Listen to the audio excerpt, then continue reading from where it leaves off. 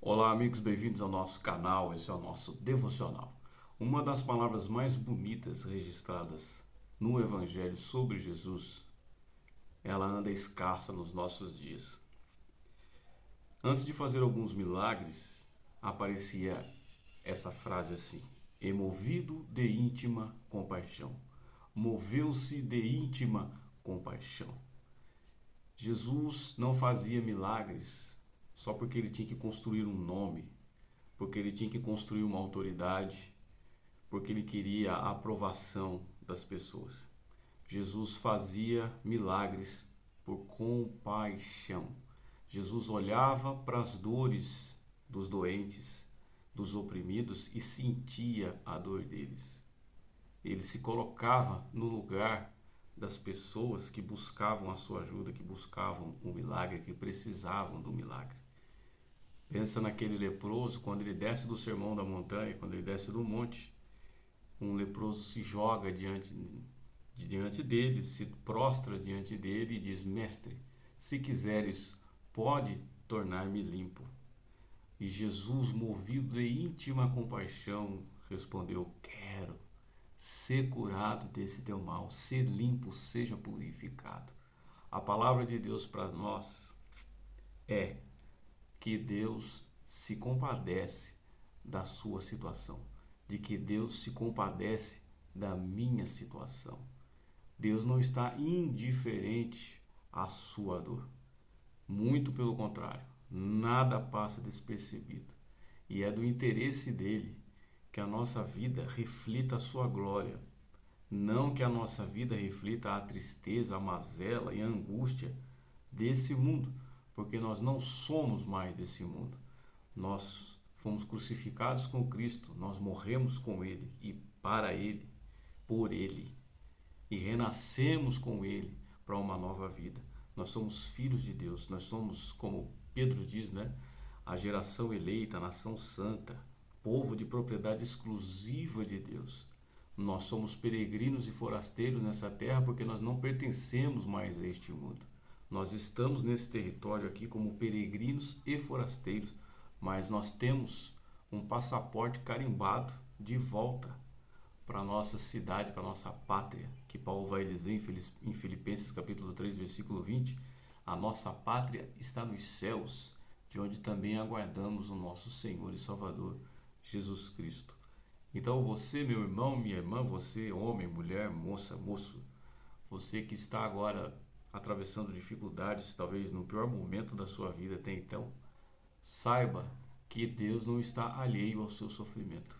Ele sabe de tudo que você tem passado, ele sabe, e ele tem íntima compaixão pela sua dor e pela sua tristeza. Agora, existem coisas acerca da nossa própria vida que a gente não sabe. Os planos de Deus para nós a gente raramente sabe.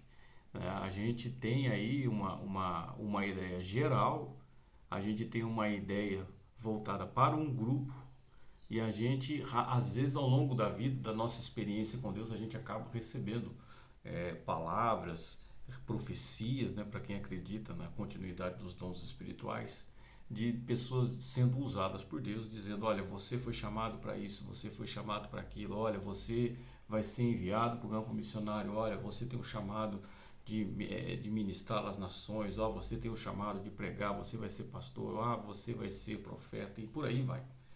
Então, assim, mesmo quando existe a presença, o fator direcionamento através de profecias e de revelação, existe também aquilo que você sente no seu coração quando você se relaciona com Deus, quando você ora a Deus, quando você busca a direção de Deus para alguma coisa, você sente o seu coração queimando.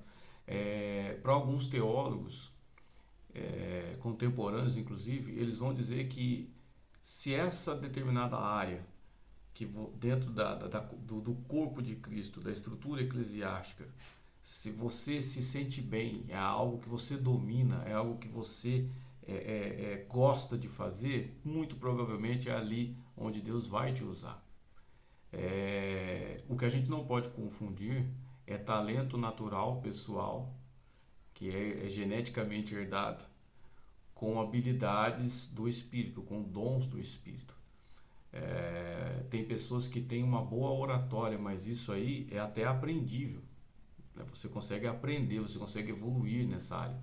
Não significa que Deus te chamou. Não, são 5 ministérios de que Paulo fala em Efésios. E são 9 dons espirituais de que Paulo fala em 1 Coríntios capítulo 12, onde ele vai falar do dom da palavra de ciência ou de conhecimento e o dom da palavra de sabedoria.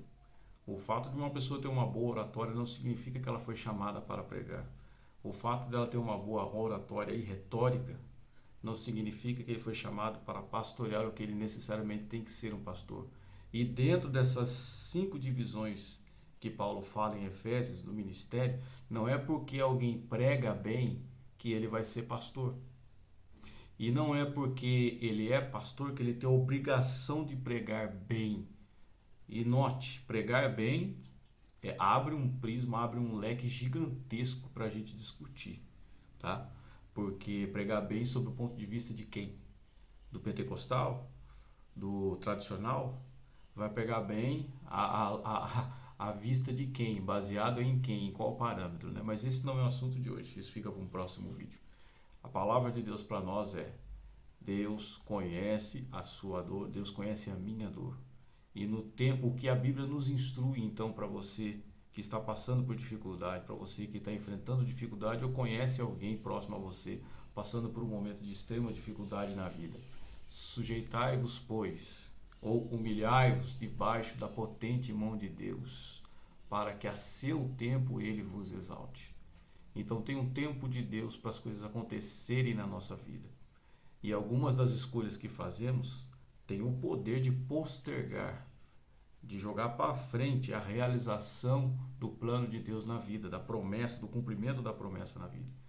Então, se você é alguém que há algum tempo já está aí renunciando ao pecado, se você é alguém que está caminhando na presença de Deus, você está fazendo as coisas certas, mas as coisas estão dando errado, o problema não é você, o problema não é Deus, o problema é o mundo. Não é um problema seu e não é um problema de Deus. Deus não é o problema, Ele é a solução. E Ele tem íntima compaixão pelo teu quadro. Ele tem íntima compaixão pela tua situação. E Ele tem o poder de mudar tudo para muito melhor. E o melhor de tudo é que Ele vai. Essa fase do deserto vai passar. Essa dificuldade vai acabar. Ela tem dia, tem hora e tem data para terminar. Então receba essa palavra. Deus se compadece de você e de mim e de todos nós. E em algum momento, no momento dele, se você perseverar, se você continuar, e às vezes, meu irmão, mesmo você trombando, mesmo você tropeçando, mesmo você sem forças para orar, para pedir, para implorar, ainda que a gente seja infiel, eu não estou fazendo apologia do pecado, mas estou falando da fidelidade de Deus. Ainda que sejamos infiéis, ele todavia permanece fiel. E o que ele prometeu, ele vai cumprir. Tem coisas que mesmo você deixando de fazer, você fraco, mesmo você querendo desistir, ele ainda vai fazer, porque fiel é o que prometeu. Que Deus e Cristo te abençoe e te fortaleça com essa palavra. Curta, comenta e compartilha com alguém que você ame e que esteja precisando receber essa palavra de conforto. E até o próximo vídeo.